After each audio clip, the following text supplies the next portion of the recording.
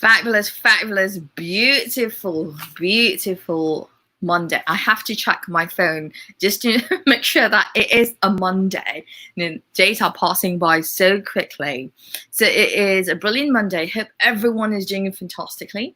Welcome to another episode of Rethink Culture, where culture science is explored from three-pronged perspective, because the way that we exist from a three-pronged perspective. How we are at home is exactly how we are at work and in schools, and that's exactly how we are in our societies as a whole. Today I've got a very, very special guest with me, and she is Wendy Daly, who is a HR enthusiast, and she's doing phenomenal stuff in the HR space. Welcome, Wendy. Thank you, Mila. I am so excited to be here tonight. I'm glad we finally got it to work. Right. We did have a little hiccup, a little scheduling glitch, but we're here now, and that's the important thing. Yeah, absolutely. No, it's such an honor to have you. So let's talk a little bit about you first before we dive into the topic. And I know that today we're going to be speaking about DEI in the recruitment space. But before we get into it, tell us a little bit about who Wendy is. Why did you get into the HR space, and what is HR Social Hour all about? That's a large question. I am one of those people, and you don't hear about them very much anymore, but I'm one of those people that fell into HR. I was on a path. I thought I wanted to be an attorney, did paralegal work for a little bit, didn't like it. And I was living in Denver, and I was single, and I was young. And so I decided I wanted to work for the airlines. And so I went to work for a couple of different airlines out of Denver, did customer service, did behind the scenes baggage claim stuff. But my boss in baggage claim, his wife worked in recruitment for this airline, and she had an opening. And he said, "I think you would be good at this, Wendy. You should interview." And got me an interview. And within a month, I was recruiting baggage claim people, customer service, reservation agents. This was back when you had to call to make an airline reservation. There was no such thing as going online back then. But I recruited all of them. And that was my first foray into recruitment, and really enjoyed it. And did a little bit there, kind of dabbled in online applications. We were getting ready to launch that when 9/11 hit. And so that project was shelved. I was laid off and kind of lost for a little bit, but I ended up staying in the recruitment area. That really was kind of my forte. I've worked for a couple of different healthcare systems. I've worked for higher ed now, and excuse me. I did generalist work for a little bit, but I'm back in TA, and that's the area I like. I like helping people. I like making that connection, helping. And right now I'm helping an organization figure out how to make better connections and how to put information out there to get the right candidates for the right job. We got to be a little more strategic about that. So I'm excited to be deep diving into that. Social Hour kind of came out of me joining Twitter. It actually did come out of me joining Twitter. I got a chance, got on Twitter. I was probably bored. I'll admit it.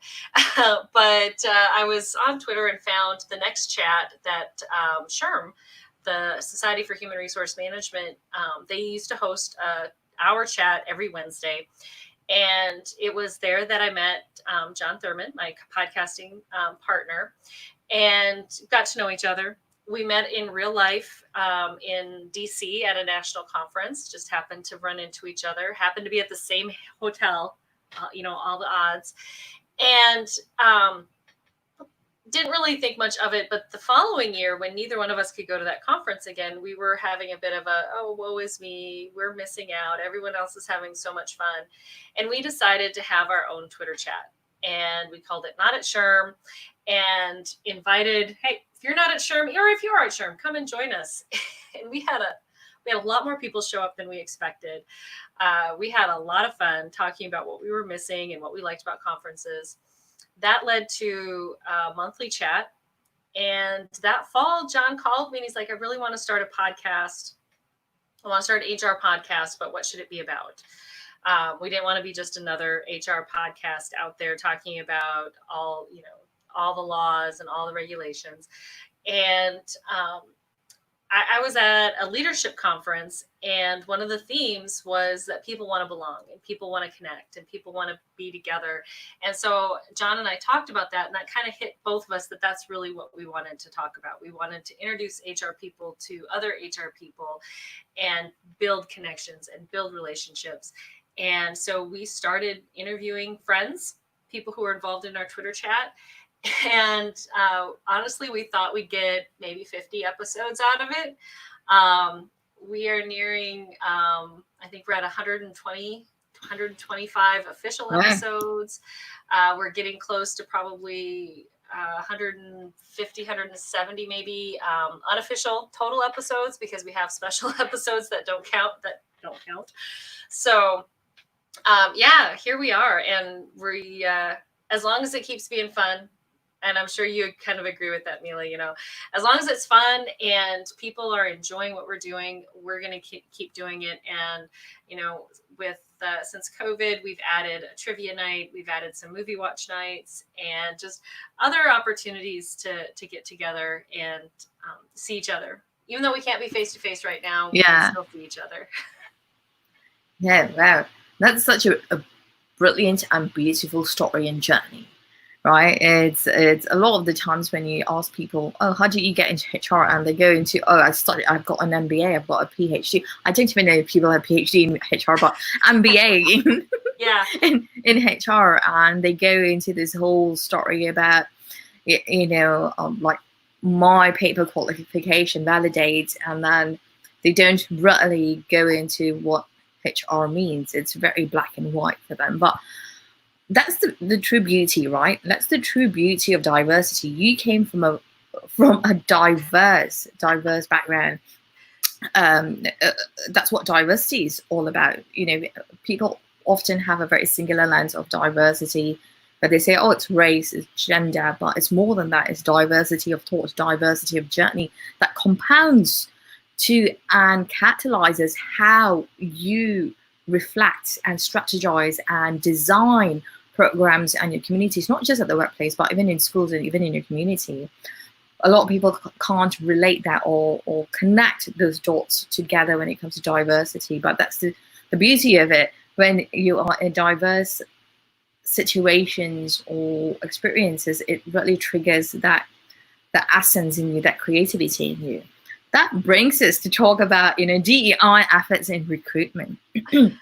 So to start off the conversation, let's talk about, what is recruitment? What does the process look like? And let's start with localized first, and then we can expand it to global status. But what does recruitment process look like from your experience and from your insight?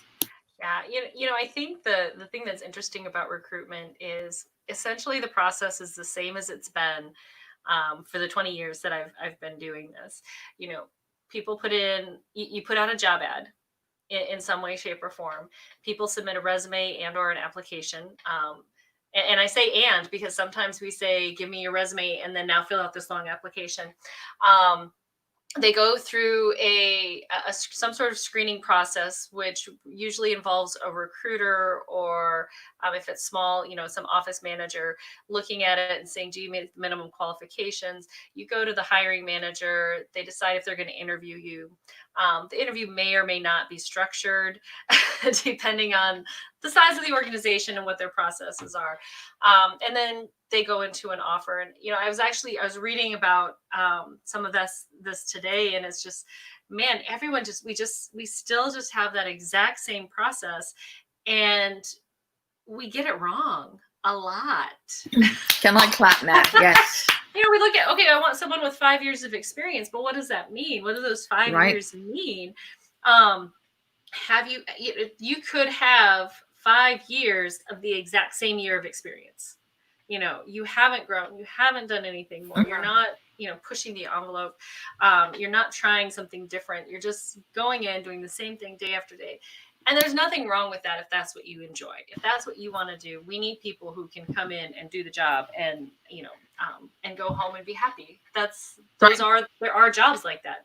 But if I need someone with 7 years of experience, I need progressive experience. You can't just keep doing the same thing. And I think that's where we get a lot of this wrong, is because we look and you say, oh, you've been at that job for 7 years. You must have the experience I need. But we don't test on it. We just assume that, oh, you were an HR manager for 7 years, therefore you can do an HR manager at any other job. Right. No, that's a great point that you bring. That's a great point that you bring, because I used to sit on hiring boards and hiring teams, and the whole process is the same, right? To your point, as to the whole process of, okay, submit your resume, but fill out this long piece of, I don't know how many pages, you click next. And I've been doing research on this for the past 2 months, right? I went in and I was like, okay, I'm going to be a candidate. I'll apply for jobs. Yep. And every single job that I have applied for has been a case study, number one, for my research. Number two, every job is a cookie cutter, right? Every job is a cookie cutter. The job description, what they need, what they're looking for. Yep. And I'm thinking, okay, this has not moved at all for the past, to your point, 20 years. And also for the past 30 years. And it has definitely not moved from a global perspective. It's the same cookie cutter that I've seen in different parts of the world. And the whole process of, okay, submit your resume, and this is how much experience I'm looking for. People don't get this. We are evolving at a rate of, I'm not going to say lightning, but we are evolving tremendously. We are evolving tremendously. Technology has been evolving tremendously, but the processes have not been evolving tremendously. To your point, you need 7 years of experience, but I have come across so many peers and so many colleagues where they do have 15 years of experience, but they just transfer it. It's just transfer it at exactly the same way, and not wanting to innovate, not wanting to challenge that groupthink. Well, and we do that all the time, because when we look at those resumes, we look at what's the title. Oh, you've had an HR manager title, therefore you can be an HR manager.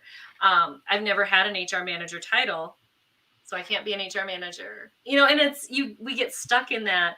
And I'm sure there's going to be people who are going to say, oh, not here. I know there are places out there that are doing it right. I do know that. Yeah. But they're few and far between.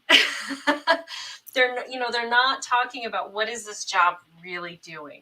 And right. One of the things that I've been talking with some of my colleagues on is, how do we need to stop posting the job description. We need to start posting, what are we really looking for? And we need to train our recruiters to figure out, what is the hiring manager really looking for? You're the expert, you're the HR person. You need to ask the right questions. You can't just wait for the hiring manager to tell you that. And then you need to push back on things. Well, I need a bachelor's degree. Well, why do you need a bachelor's degree? Tell me why. What does that bring to this position? What do you want them to be able to do? And you're getting it because I read it today, but I was reading about, we need to do those skills assessments. We need to do those work skill assessments first. Let them apply, or even do it before they apply. Here, show us your Excel, show us your customer service, show us some sort of skills assessment. And then you can better rank them based on what they're telling you from these assessments. Now, I haven't looked into it deeply enough to say this one's good, this one's bad, but we've been looking at resumes for 40 years, 50 years, however long we've been having resumes, and we're still getting it wrong 50% of the time. Right. So we need to do something different. Right. Yeah, I'm with you on that. Right. And this is where the unconscious bias comes in, right? Oh, yeah. And I am going to talk about the unconscious bias because, like, my background, I was a chemical engineer. That was my first career. I was a chemical engineer. And I always had to work backwards, right? Always had to work backwards when designing. And this is a question that we were always forced to ask, right? Forced to ask, whom am I designing for? What am I missing? Who am I missing? Right? Because sometimes when we design something, that to be even a dress, right? Like you have all these fancy designers designing dresses, but they are designing for size 0 women like me. Hello, I'm not size 0. So Exactly.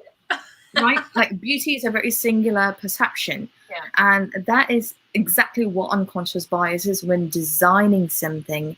And I'm going to use designing in the recruiting process as well. Because when we talk about strategy, when we are talking about designing something, all these systems that we are designing, processes that we are designing, it is actually a process, a product that we are designing for someone, right? By someone. Mm-hmm. So this is where the unconscious bias comes in, because we have not been taught how to challenge our own preconditioned thoughts, what we have been exposed to, right? People often think this is exactly how I must make a cookie, chocolate chip cookie. I can't use almond milk, right? I have to use raw milk for people, right? What about those people who are dairy, allergic to dairy? So this is why we need to constantly rethink and re-strategize and to challenge the systems that are in place. There's no harm in asking why. There's no harm in pushing back. And most of the time, people think, oh, this company, Facebook, is doing it a certain way, so I have got to copy it exactly because they're fantastic. But the thing is that, are they fantastic in adopting humanistic ways, or are they fantastic because they have the PR ability to push their company forward? Those are two different things. Very much so. And the thing about it is, what works for Facebook isn't going to work for you because you're not Facebook. Mm-hmm. You can look at them and you can look at what other people are doing. But I think one of the things that, if you really want to be an innovative company, one of those things you can't ask is who else has done this? Where has it been successful? If you want to be innovative, if you want to be ahead of the curve, you need to be ahead of it. When we're talking about, I've been doing research and writing for ERE on pay transparency, and so few people, because my competitors are going to know what they pay. Your competitors know what you pay. They do.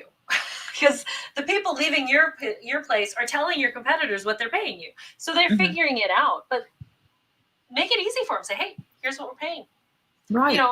You're that transparency. People like transparency. People want to know what's going on. And, you are going to put out so much goodwill by being transparent. And I think the same thing with DEI in recruitment, and some of what some of this is probably not totally legal, but, why can't we say, you know what, I need some more color. I need some more diversity. We need to look different places for our leadership positions, because we still have a lot of old white guys sitting in the leader seat. Right. And so we have to do something different to get different people and different thought processes in there, because if we keep going to the same schools and I'm in a very white community, I'm in a very white state, a very white area of the country, so it is a little bit harder for us. But if we keep going to the SDSUs and the NDSUs of the world, we're not going to get different people. We're not even going to get different thought processes, right, by continuing to go to those same schools.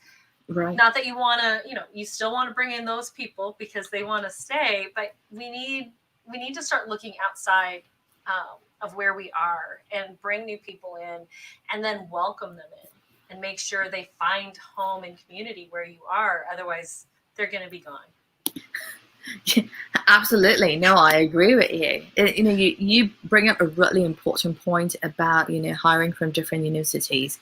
If we have the same people from the same universities or same communities, it's going to be a very singular thought, right? And that is the catalyst for group thinking. That's the catalyst for not moving the innovation needle. You're only going to have a singular solution. The solution does not look one way. There are multiple solutions. And that's one of the things, as a chemical engineer, I learned, right? When we do experiments, when one experiment fails, you do multiple experiments to learn to learn, okay, what are all the different variables that contributes to getting the optimal result. Exactly. Just because one experiment fails does not mean it's a failure. Goodbye, toodles, I'm going to chuck you out of the community. No. Right? It gives us a learning opportunity as well. And I think it's safe to say in the workforce, in the workplace, we have adopted a very similar mindset as to if we recruit people from, I'm going to use Harvard. I didn't get your permission to use Harvard, but never mind. This is a live chat. So let's say, yeah. So if we are going to recruit from Harvard, the way that they are taught in Harvard is very singular. They have a system, right? That is something that contributes to the fit culture. And I'm going to talk about culture fit in a moment. The fit culture, right? Because they do it exactly one way. They speak a certain way. You write papers a certain way. You do research a certain way. You've got to abide by the rules a certain way. That's a fit. When you have so many fits coming into an environment where we say, oh, it's innovative, it's creative, it's very entrepreneurial. Nope. It's not. It's not. No.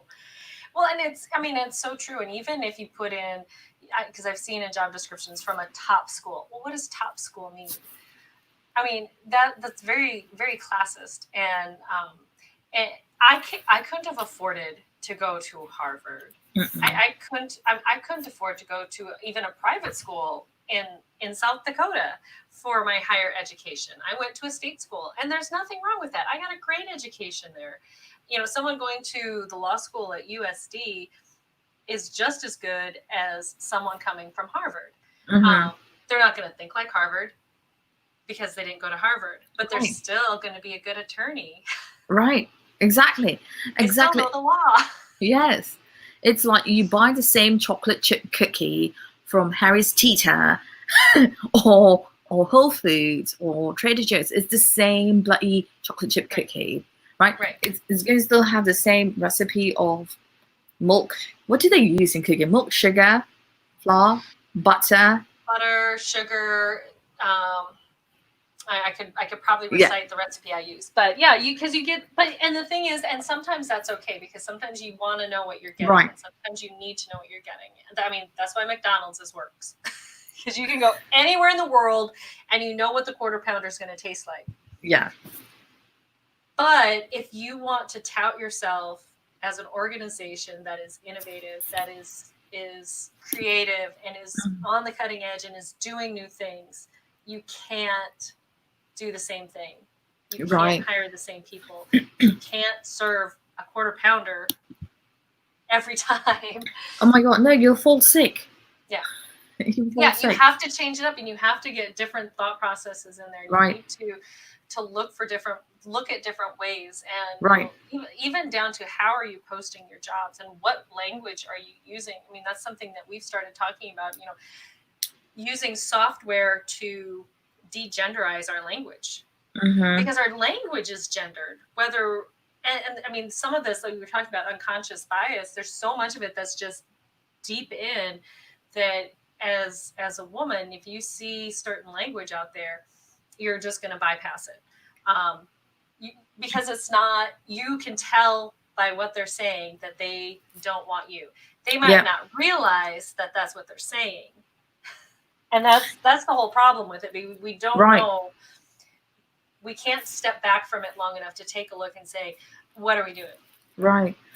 No, so true to your point about, the language being gendered, right? That is so true. And we automate that process as well. And there are research showing that men apply for jobs even when they feel that they are not qualified for it. If they feel like, oh, I can do 2 out of the 10, I'll apply. And I will lie my way through, and they'll get the job. Right. But women, even if they feel like they are not qualified, even if they feel like they have 5 out of 10 skills, they will not apply for the job. And when they apply, they get rejected. So there's something wrong in those processes, to your point. So we really need to look into it. Yeah. Right. And that's why, this whole thing, I'm excited about it since I read it today. But this idea of let's do the skills assessment first. Let's see where you're at first. Let's do this real job assessment.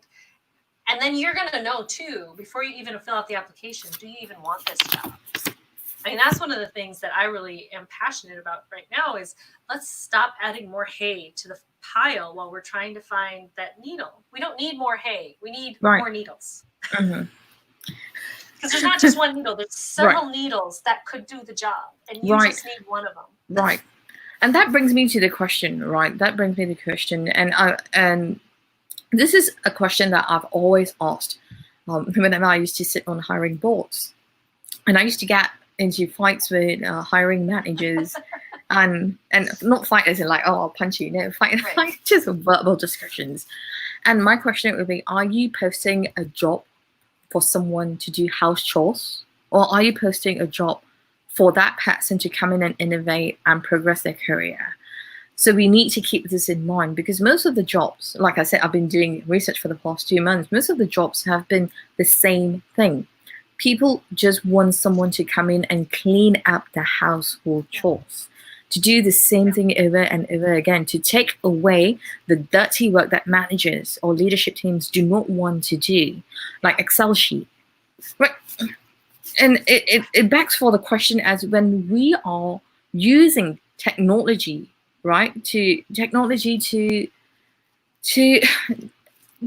benefit ourselves, right, to reduce all that monotonous, repetitive cycles, why aren't we automating that and then telling the person, hey, you have the liberty to morph this job, not job, but career, into whatever that you want it to be. If you feel that there are any gaps in our organization, propose it and then move it along. I see a few companies doing that in the form of, if you feel that you don't see any jobs catered to, whatever that we are posting, feel free to submit your resume. At the same time, is that just on the surface, or is that really an innovative effort, right? So that backs for the bigger question. I want to hear your thoughts on this. I get where they're coming from. I do. But that puts so much work on the candidate, and we shouldn't. We can't make the candidate do all the work. We're already making them do all the work, and now we're asking them to create their own job. I think there's ways to do that in smaller organizations, and there's ways in larger organizations too. And I've been involved in those interviews where, we just have to do these interviews, but we already hired. We're going to hire Bill over here, but we have to make it look like we're actually choosing. And I've been on both sides. I have been that candidate that comes in for the interview and then finds out, no, I'm not going to get it because you've already selected somebody. And I've also been on the other side where it's like, no, we want to hire this person. Which, I go back and forth on that, because I get fair and you have to look and you have to, do the process. But come on, let's have some honesty and transparency in what we're doing. So I think there's, create your own job. You see something that we're not doing here, tell us.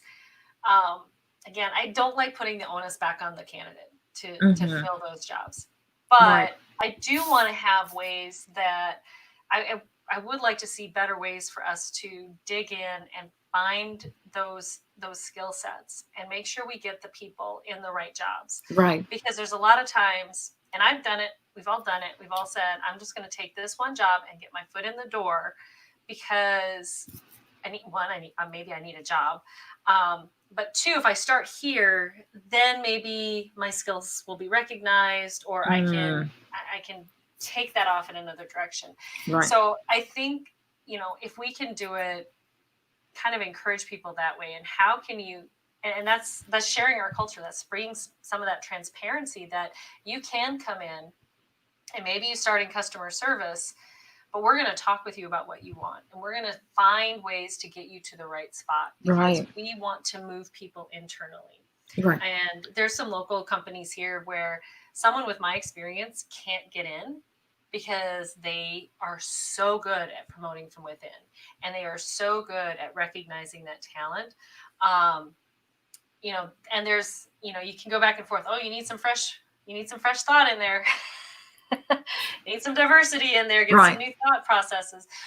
But it's also really good to see people promoted, Right. because and put into the spots where they can be successful, where they can Right. take their skills and flourish.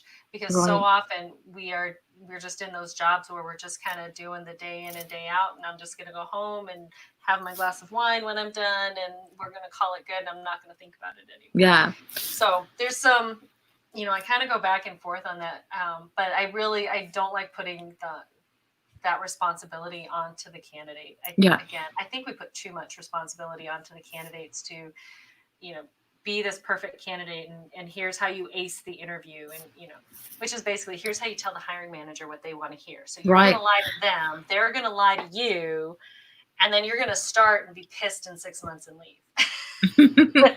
see, so many points to talk about right now. Okay, so let's start with promoting from within. I think that is a fantastic effort, right? That is a fantastic diversity effort. It's a retention effort, engagement effort. Yeah. Right. It's fabulous when people, that is part of the recruitment process. People think recruiting is just you're in and that's it. Recruitment process goes on throughout the whole way until the person decides to leave the company or passes away. I'm just using that as an example. But at the same time, you talk about, not putting the onus on the candidate, trying to create their own position. I absolutely understand that as well, because it's like they are looking for this position, and then when they actually write whatever that they want to do, it's 1 or 2 pages, right? I've written 1-2 white pages when I used to be a part of Amazon. I used to write, white papers, they used to call it, to propose different job descriptions, what you want to do. And it's not an easy task. You have to research. It's like a 2-week or 3-week long effort to do that, right? But when you submit it, and I did this experiment as well, when you submit it, you don't get a response. So that backs for the other question as to, is that recruitment process broken? Right? Is that, are you looking for innovation, creativity, but when people are not responding and they come up with, oh, this is not exactly what we're looking for, right? Or the language that they use is, oh, we decide not to go with you, we have found other candidates to go with, right? The language also says, sorry, Well, it is, and it's one of those things too that, I was talking with some people about the deep secrets of recruiting, and it's like, sometimes I don't have a good reason to reject somebody. I don't, because I have like 3 really good candidates and I have to choose somebody. Yeah. I feel, so sometimes I don't have good feedback to give you other than, I'm really sorry, we'd love to see your application again, but we just went with a different candidate. And so that's, that's that, that's a hard thing for the recruiters because it's just like, I want to give you feedback. I want to tell you something good, something to work on, but there's nothing for you to work on. You were great. He was great too. And she was great too. And sorry, we flipped a coin. Obviously, obviously you don't, but you have to sit down and figure out who's going to be that candidate. But again, that's where it's just, that transparency comes in. Right. But people don't buy that line because we use it all the time. We use it even if there is a reason that we're rejecting you. So we need, if we could be more transparent in the process, but I've worked for so many places where it's just like, you can't tell them anything, they're going to sue us. Okay, well, if we're going to walk around building our processes just so we don't get sued, is that really where we want to be? My friend Kate Bischoff, the law is the minimum. We can do a lot more than what the law says. Right. So I think I think that again, I am going back to transparency because that is the key, I think, to helping people understand who you are as an employer, helping them make the decision to choose you as an employer because they are choosing us as well. and being able to have those frank, open discussions Right. with people and not Right. walking all the way around it and, sending the thanks but no thanks emails. Right. But again, when you get 100 applications over a weekend for one position,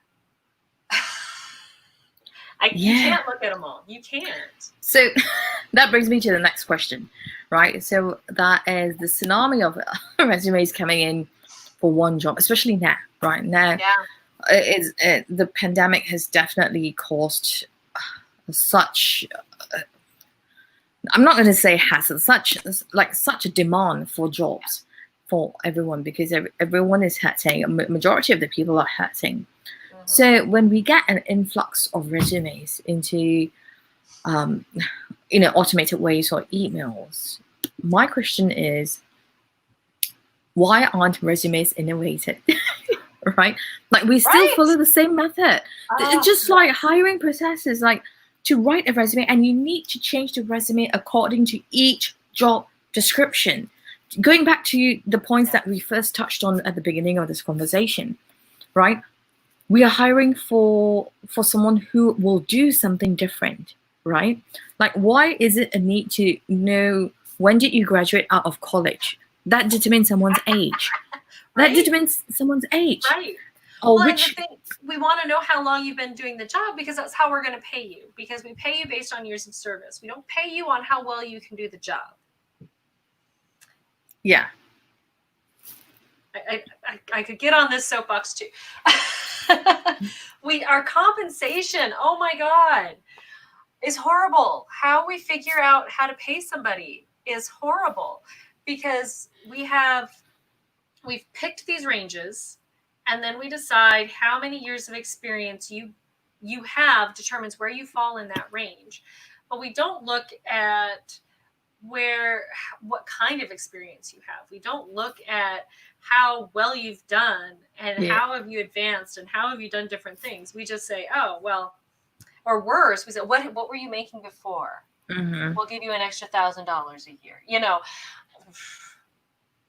So we have these old antiquated ideas of how we compensate people for the work they're going to do to us. But then we make it a game, because we don't tell you what we're going to pay, but we want you to apply. And then we're not going to talk about it. And if you ask about it too early, we're going to penalize you for that, because you asked about it too early. I was likening it to dating. And, when you're dating somebody, and then everyone has their own idea of when it's okay to have sex when you're dating. I'm just going to come out and say it. Yeah. How many dates does it take before it's okay for you to have sex? It's the same thing with recruitment and asking about salary. Everybody has their own idea of when is it okay to ask about salary. I got into a conversation with somebody on Twitter, and they just kind of dismissed me because I don't know what I'm talking about. When I said, you as the recruiter should be bringing up the salary in the very first conversation if it's not posted. Right. And they came back like, well, what if they're really great and I want to hire them for something else? Then they shouldn't be applying for the job that they don't want that salary for. We need to be honest with candidates about, this is what we're going to pay. This is what this job is worth to us. If you agree, then come work for us. If you don't agree, then you should probably go work someplace else, because the worst candidate experience is getting through that entire recruitment process. I had one once for a CEO of a small hospital in Montana. They would not let me talk salary. They flat out said, no, you can't bring it up. He came out for a 3-day interview. So we paid all that expense. We had all the expense of everything that went on. Got to the offer process. He wanted $30,000 more a year than we were going to offer, than we could offer. It was $30,000 above our max.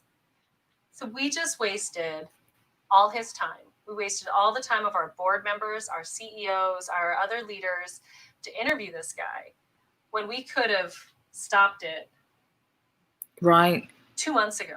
By saying, this is what we're going to pay. This is the range that we're going to be in. And training me to have that conversation up front to be able to look at somebody's resume and say, we're probably going to pay you between this and this. Can you work between this and this? Can we work with that? They might be thinking the top of that range. So let's be realistic about the range we give them. And then we can negotiate. And then we come to the negotiation floor on an even keel. You know, imagine if you went to McDonald's and you didn't know what anything cost. I want a Big Mac. Okay, well, what are you willing to pay for a Big Mac? No, why don't you just tell me what it costs? And I'm in healthcare, so I feel like I can say the same thing, because healthcare is that same example of you don't know what anything costs when you go walk in the door. But I think we need to be more open on that. And that's going to get, you know, that goes into diversity as well. Right. Because we're showing, when we're transparent about what we're paying people, no one can say that we're paying someone else more because they are white or because they are male. Mm-hmm. Because we're telling everybody, this is what we pay for this job. You're an entry-level customer service person. We pay $13 to $15 an hour. That's our range. That's what and that's the level of experience we're looking for too. Right. You know? So we need to be transparent, and then we're going to get the right people. We're going to get who we're looking for. That's going to fit. Speaking of culture fit. Right. So true. So true. Yeah. No, I love what you mentioned about the pay, right? Like being really transparent and upfront about it. Because when we are not upfront about it, then we don't get the information and move candidates. It's a waste of time as well. Oh. And to be honest with people, right? Yeah. So. I'm terrible. I'll be the first to admit I'm terrible at it. I can tell you what to do, and I can give everyone else advice of what to do. I am terrible at my own salary. But to your point, right, you mentioned about, you know, paying people for their skills, for what they are truly worth. Also, to start paying with equity, right? Because the pay scale has not really gone up.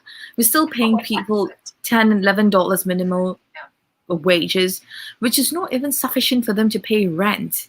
So let's say if someone makes $10 an hour, $11 an hour, right, minimum wages, like a customer service job or working as a cashier, and they don't have the time, they're forced to go get a job because of whatever situation that they are in.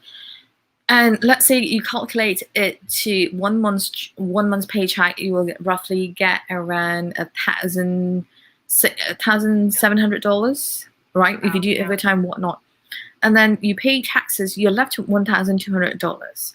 If rent is $1,600 a month, you are already $400 short to pay rent. Where are your groceries? Right. Where are your bills? Right. Like, it's not sustainable. So when we speak about pay, right, pay equity and paying someone, and we should not talk about how much we pay our candidates because we don't want other companies to know about it. No, people should know about it, because 70 to 80% of a person's awake time is spent at work, right? That leaves 20% of the time for them, and that leaves like 4 to 6 hours for one person per day. 4 to 6 hours, right? Yep. So I'm just going to take 4 hours. So let's say you come back home at 6 or 7 p.m. because you're stuck in traffic. 7 till 10 p.m. or 7 till 11 p.m. That's 4 hours, 3 or 4 hours. You shower, you make dinner, right? You want to decompress. You don't want to think about anything. You go to bed, you rinse, repeat. And then you only get the weekend to do stuff. And not even the weekend. Right. You get Friday night, Saturday, Sunday. People are back into that loathing. You're right back into that. And when you are making minimum wage, you don't even have the means to get out of that. Right. You don't have the ability, because then, you know, you want to move up, and those jobs are requiring training, and they're requiring, you know, I'll pick on HR, where people are touting, you know, the certification. It's $400 to $500 just to get the certification. Mm-hmm. And then it's $150 every 3 years to maintain it while doing education those 3 years. It is a privilege to be able to pay for that. It is a privilege to be able to sit for those exams because they're not easy. So you also want to do prep courses, which are not free. So, I mean, it's, I did it 15 years ago. I paid $900 for my review course. Yeah. On top of, I think back then, I think it was $300 to sit for the exam. Yeah, that's a lot of money. That's a lot of money. That's a lot of money. And not everyone can afford that. And so I think, that's kind of where, when we're talking about this, opening up and making sure that you're putting out there in your jobs what you really need. What are you looking for? And, do you have positions where someone can learn and grow on the job? Do you have the ability to help them do that? Let's get that out there. Let's not hide it. Let's be proactive and sharing with people. We want to help you grow. We want to hear, we're going to bring you in at an entry-level position. We're going to help train you, help you get certified in that entry-level position. And then here's where you can go. Right. We do a terrible job of telling people where they can go. Right. No, that's so true. And even when people come in as entry-level jobs, right? And most of the time people are qualified. They have 15 years of experience, like diverse experience. They took the job because they needed the job. And then when someone comes in as an entry level, right, that label it's a stigma. It is a stigma. People often say, oh, you're entry level, you don't know anything, right? Because again, we have all this preconceived notion that we learned from somewhere. Entry level people do not know anything, right? But right now we are in the current era. An entry level person can know how to create a website, can know how to create a podcast, might have 100 episodes of podcasts talking about diversity, talking about HR, talking about strategy, right? Entry-level jobs are nowadays taken up by people who need the job, who need to pay rent, who, to your point, who are trying to get their foot in the door and trying to move up the level. That's all part of the recruiting processes that we need to widen our DEI lens. Now, for sure. Now, that brings me to the question of, what are some actionable steps we can take to humanize the recruiting process? It's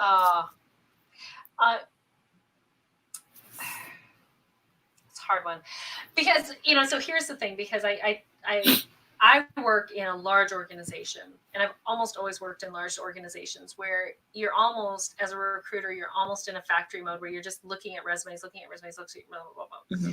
And people are so scared. And I hear this all the time where people are like, oh, the ATS rejected me. The ATS won't even let my resume through. I got a rejection letter too fast. Which then we as recruiters are forced to, I call us, play that used car salesman game, and like, okay, well, these people aren't qualified, but I'm not going to send them the rejection letter just yet, because then they'll think the ATS rejected them. So I want them to think that a real person looked at them. So, which is BS. So we're playing a game. So we need to be more upfront about it. And that's why I would love to see more AI, true AI that is helping, that can look at the resumes, that can really tell you, are they meeting the qualifications? Are they what you're looking for? Which then backs up to the recruiter and the hiring manager having those real deep in conversations about, what are you really looking for? What do you really need? Not every position needs those in-depth conversations. If you're hiring a nurse, you don't need to know in depth what they're going to need each and every time. But there's some positions where, I can look at it right now. I could go online and tell you which positions you're going to have 100 applications for that overnight. Just of how it's written, no experience, no degree, that's going to explode on you because you haven't told them anything about the actual job. So we need to back up and give those good, true job previews so that people know what they're getting into before they even apply, because no one likes filling out that application. Nobody, not a single person. I don't care how easy you've made it. Nobody likes it. So, taking it back, and then if you have that good information in there, then letting the AI sort it out for you. so that those top candidates do come to the top of your pile. I don't want AI to reject anybody. Mm-hmm. I want them to sort them for me. Who do I need to look at first? Using those skills assessments before I look at them, before I decide to apply. Don't make them do the Excel test, the word test after you've interviewed them. Because you've already gone through that bias. You've already hit your bias. Do all of that first. And then when they come to you, you'll see the cream of the crop at the top. And then look at them. And those are the ones that you can spend some time with. And that's where the humanization comes in. And if you're upfront and transparent with people that this is what's happening, they're not going to get upset with the robo rejection, because they're going to know, all right, you looked at my skills don't match. You didn't just read my resume and say, oh, well, you've never been an HR manager, so you can't be one now. You've looked at my skills. So then I, as a recruiter, have time, because I don't have to look at those 100 applications. I just have to look at these 10 and do phone screens with these 10 and have meaningful conversations with them. 15, 20-minute conversation about what are they looking for? Who are they? What do they want? And then get them to the hiring manager. So hiring manager has 2 to 3 to look at. And getting those hiring managers out of the idea, because I've had hiring managers, I want to see every candidate. Well, why am I here? Exactly. You want to see every candidate. Why am I here? Here you go. You can see them all. But letting the recruiters be recruiters, letting people who source candidates, let them source the candidates that really are going to match, as opposed to just looking for, oh, well, you have a bachelor's degree. Let's call you. But let's do some of that work up front. Let's let the AI do a lot of that. And what the research has found is that the further away you are from the actual offer, the less people care about having an AI, talking to a robot. So at the beginning of the process, they don't care. And then after they're offered and they're onboarding, they care less about that touchy-feely as well. They're okay with a robot walking them through that online onboarding. We need people. I'm not saying we're getting rid of people from onboarding. No. Need that. But filling out that paperwork, you don't need a human up there telling you how to fill out an I-9 or how to fill out your direct deposit or how to sign up for medical benefits, unless you want to. I mean, if you have questions, but for me, if I'm signing up for medical, then I don't want to talk to somebody about that. I know what I want. I'm just going to just let me do it. Yeah. Don't make me walk through your process. Give me some of that freedom. So I think, if we can use AI on either side of the recruitment process, then recruiters and sourcers and your HR admin people have time to spend with the candidates and talk with them and find out, make sure you're making that right fit and get to know the candidate. And then you can also be that person that says, this job isn't quite right for you, but maybe we have something else. And you can do that sourcing and sharing and being more helping people, as opposed to just order filler, which a lot of recruiters, they're just order fillers. And most of them don't want to be. There's a few out there that are like, yeah, butts in seats. Right. But part of that is because I don't have time to do anything but put a button in the seat, because I have 150 applications over here that I still have to go through. I just need to fill these jobs. So if we can use AI to get rid of some of those crappy things that we have to do, but we don't want to, and AI can, and a computer can. That's what, we were talking about reports. Why aren't our HCMs giving us the reports we need? Right. Why can't I push a couple of buttons and get the report I need? Why do I have to go all the way down here, ask Joe for the information, and then I get it in an Excel spreadsheet, which I still have to manipulate? We're paying millions of dollars for an HCM. Why can't it just do it for us? Right. No, that's a valid question. That's a very valid question. And in the past, I've seen, like, from teams that I was part of, right? I love automating data. Because it's quick, it's easy. You don't need to spend 2 hours trying to download and manipulating it. And most of the time, I've seen, like, from past experiences, managers or team members love manipulating it to report the wrong type of information when presenting, because it directly correlates to their performance of job. Because it's transparent, right? It's transparent in a way that it shows that we have not met the goals. We have not been recruiting people. We have not been bringing in the X number of amounts. So it all brings down to the point that you mentioned about transparency, right? When we are transparent in nuanced ways, everything becomes humanized, right? Processes get humanized as well. Yeah. And transparency is just not about this is what is going on. Transparency is also being about honesty, right? Honesty, like communicating honestly, even if it means that, okay, I've failed, even if it means that this is not working. And we need to get rid of that whole thing about, oh, it's not working, I don't need to show that I failed. It's the ego. We need to be transparent in ways that we have to be able to be very honest, and we have to put our egos aside and say, hey, it's not about me. Like 1% is about me because I am in this job, but trying to innovate and whatnot. But it is also about people who are coming in. It's also about people who are existing in the organization. It's also about people whom we are impacting as a business. So it is just not from a very singular lens. So yeah, it is, when we talk about diversity in recruitment, it's just not about, getting different genders or different race or different nationalities. It's also about the processes.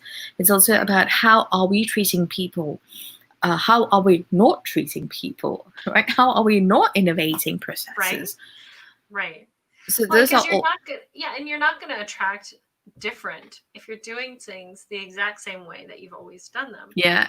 And and I understand. I get that you want to go with something that works. You want to find what works for you as an organization, and we track that all the time. But sometimes we have to be willing to step outside and say, we need to try this, or we need to try it again. Because just because something didn't work 2 years ago, are we even in the same place as a country, as a world, as we were 2 years ago? Right. It's a completely different world. I mean, even if we were just in a recession, it's a different place. And so I think that's where, we can. This is a really good time too for organizations to take a step back and say, who do we want to be coming out of this? Mm-hmm. Because I've personally been through 2 large recessions in my adult life, and both times came out of it, everything stayed the same. Now's the time to change. Right. Absolutely. Now is the time. Let's do something different, because the last 2 times we ended up in the exact same place. Now it's a little different. You can't predict a global pandemic by any stretch of imagination. But a lot of the other things I think could have, if you were looking and watching, a lot of the other things that are happening right now were very predictable. Very, very predictable. Right. No, that's so true. And especially right now, with the pandemic and with the epidemic of discrimination and racism, a lot of organizations are coming forward to say, hey, we are an ally and advocate of diversity. And I have a message to organizations doing that. Please do embrace and advocate for diversity from a very humanistic, genuine level, as opposed to approaching it from a PR stunt. Because there are a lot of organizations jumping on the bandwagon saying, okay, I need to apply for this, I need to hire diversity, so my organization does not look as though we are not advocating for it.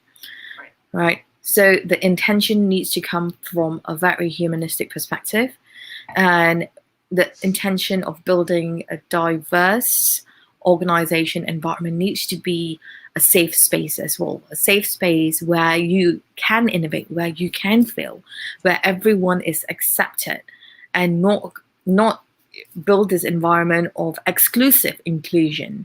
We need to build a space of accepting inclusion, and that is how diversity gets triggered. Yes. This has been such a phenomenal discussion, Wendy. It is just. It has been. Yeah, it has been. It has been. It's been Thank- no. This has been so much fun to just talk with you about this, and we could probably go on for hours and hours. But I think that and I think it's good that you are out there helping to normalize having these conversations, Mila. I appreciate that you are and that you've invited me to be a part of it, because it's something that I'm really uncomfortable talking about, because it's not something that I grew up with. And so being able to have the conversations and talk with you and other people about this, not to make it about me by any stretch. No. But it's good to, I think it's good to have this middle-aged white lady talking about it and helping to normalize that conversation. Right. And wanting to share your voice as well, because you're someone that needs to be out there. You're out there and sharing it. And so, making sure that we're, again, normalizing the conversation, that these are okay things to talk about. Right.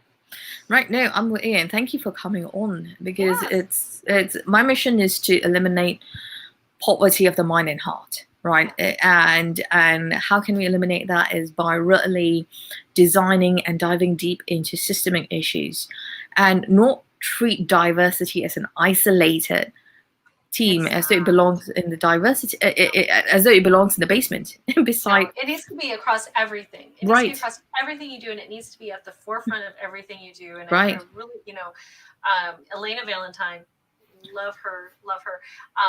She's out there saying you can't be it if you can't see it. And so we need to be intentional about putting those things out there, about normalizing the conversation, talking about it, seeing it, sharing it, so that other people can be it, so other people can rise up. Right. No, I'm with you. And yeah, like to your point, it's, diversity needs to be integrated into everything, because people often think that culture is a separate thing, people are a separate thing, diversity is a separate thing. No, all of these three things combine together to create an environment and contribute to whom a person is. Right? There's culture in everyone, there's diversity in everyone, there's a beating heart in everyone. So we need to start approaching it from that perspective, right? How a person shows up, how a person exists on earth, because a person just does not show up one day and say, hey, I belong at home. It's like, because we have created an environment in such a way that when a person is born, they are progressed into the education system, they are then progressed into the work system, then they are progressed into the communities that they belong to at a larger scope, into the nation that they belong to. Everywhere that they show up, it's going to impact them if there's no diversity. It's going to impact them if the culture does not benefit them, or if the culture is built to fit someone, right, and not certain people. So we need to rethink culture. Thank you again, Wendy, for being here. Really appreciate it. So happy to be here.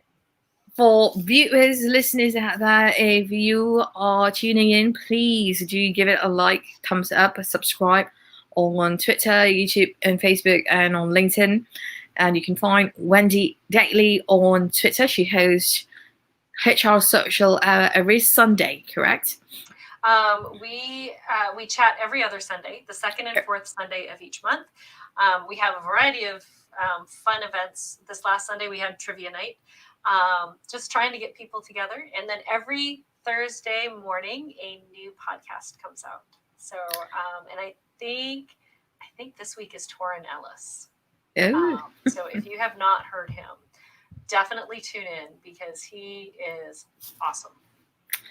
Fantastic. Well, be sure to follow Wendy. I'll put up the link on YouTube as well. Thank you again, everyone, for joining in. Thank you, Wendy, for being here. Till next time, we will see you on Rethink Culture again.